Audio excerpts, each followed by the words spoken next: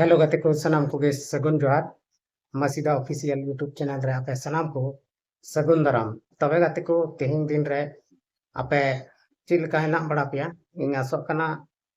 season बाबा दया दुलर ते मजार नपाय गे हेना पे आटू न नपाय गे हेन तबन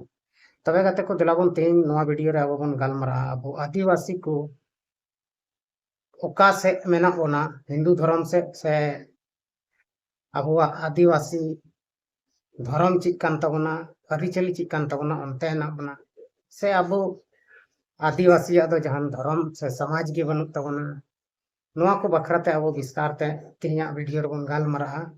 और नोआ दो चिदाई मेनदा नितो अडी जायगा रे अब आदिवासी को धर्म ᱧᱩᱛᱩᱢ ते हानते नाते को हाटिंग चाबाए हिंदू वाला को मेना आलेरेन कना को मुस्लिम वाला को मेना आलेरेन कना को तो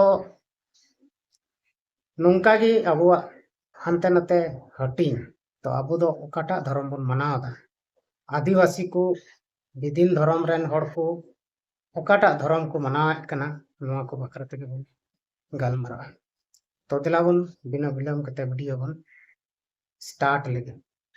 हाँ तबे गते को सरीगे नितो सोशल मीडिया रे ñeloगोग कना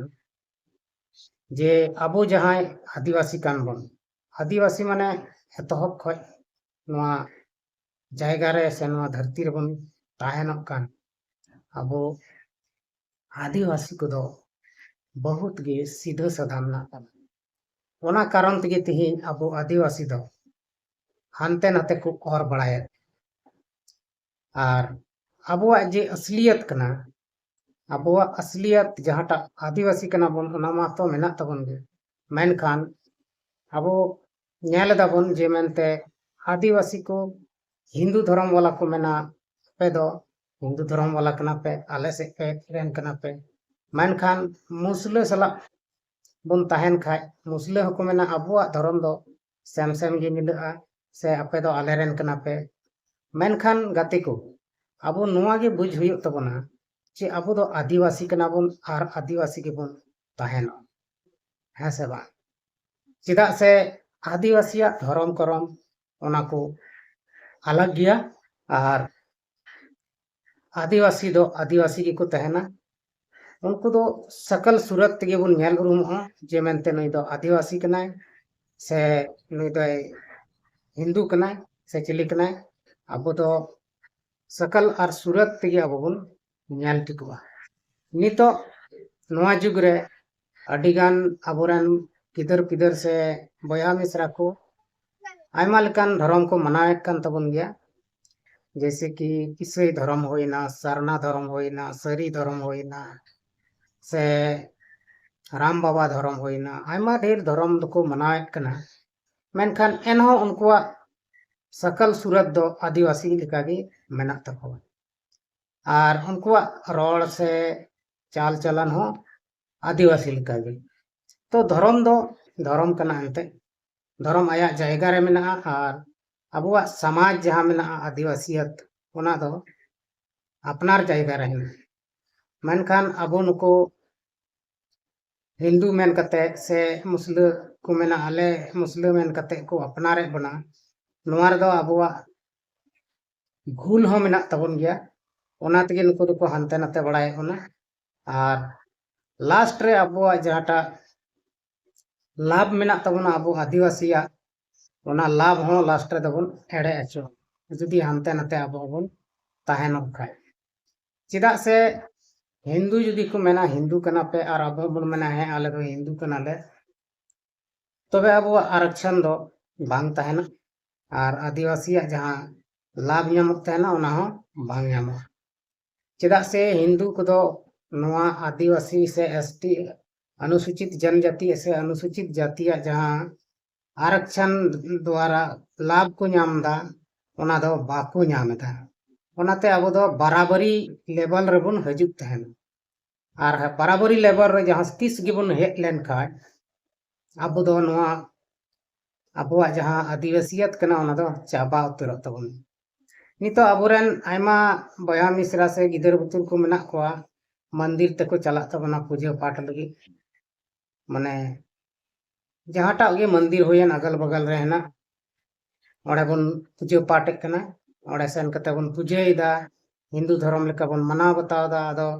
अब दोबन हुईना हिंदू ओना तेगे हिंदू को मेना मेनखान जेल जांग जम हुयुक कना अब दो आदिवासी दो सनामा जेल बन जमे कन गया हाँ से बांग तो मारांग खलाक को मेता लटुआ ना बन जमा और ओना बन जम कारण तेगे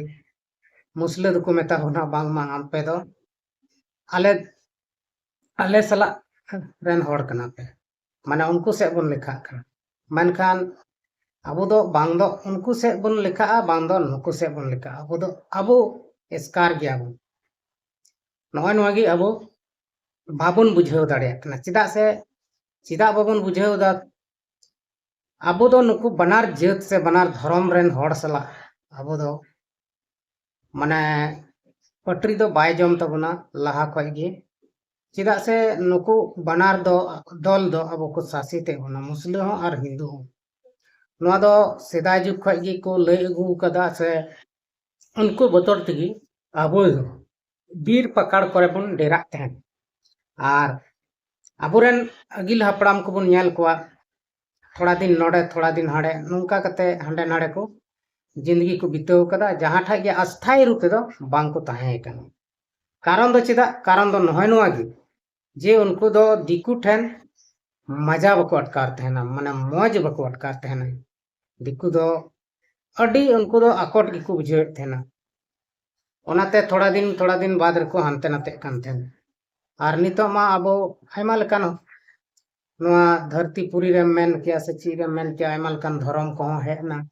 और धर्म को हेन करम ते जहां हड़ जी जहां से मौज को बुझेवा हमते को चला कना चिदा से संविधान रहो ऑल मेना जे मेनते आम जहां अपनार इच्छा अनुसार आम जहां टा धर्म में मनाएत कना से मनाव दाड़ेया कोनो दिक्कत दो बनु ओना इयते अबुरेन ओना इयते अबो नोआ भारत दिसम रे अडिगान धर्म बन मनाएत कना अबो आदिवासी मेनखान गाते को मनाव दबन मनाएत गया अडी जायगा रे नितो बहुत मुश्किल हुयुक कना विशेष कते क्रिश्चियन बया मिश्रा को अडी बड़ी को टारगेट को और टारगेट कते तोले को दाले को और पुलिस ठे को जिम्मा को कना नय नोआ दो अडी बड़ी हुयुक कना नोंका दो बांग हुयुक जरूर कना एनते अब सनाम हड़ संविधान अधिकार एम का बोना आम जा अपनार कुसी लेका जहाटा धर्म के मनाव दाड़िया मेनखान नोंडे अबुरेन आयमा बजरंग दल को मेरा को नुको को एटा धर्म से विशेष कते क्रिश्चियन धर्म वाला हड़ बाको नेल सहाय को आर उनको दो नोडे को लागा को रिया को कुरुमुटुइदा और नुका इया तेगे नोआ कारण तेगे अडी जायगा रे नितो आयमा लेकाना मारपीट बन नेलेक कना और आयमा लेकाना घटना हो बन नेलेक कना आदो गाती को नुका बांग हुयुक जरूर कना और नुका हुइलेन खाय दो नोआ दो सरकार ध्यान एमक जही कना मेनखा सरकार दो बाय ध्याना और बिना ध्यान तेगे उनी दो आया फसला रे तयना अकोयटा nyuruh ko akoyta rakap ko se akoyta chika ko mente ado gati ko tehin noa video clip kati maram bun nyal keda noa video bun nyal keda ado tehin noa khato video nodegin muche tabona ma ande kan sanam ko gi insen ko muche johar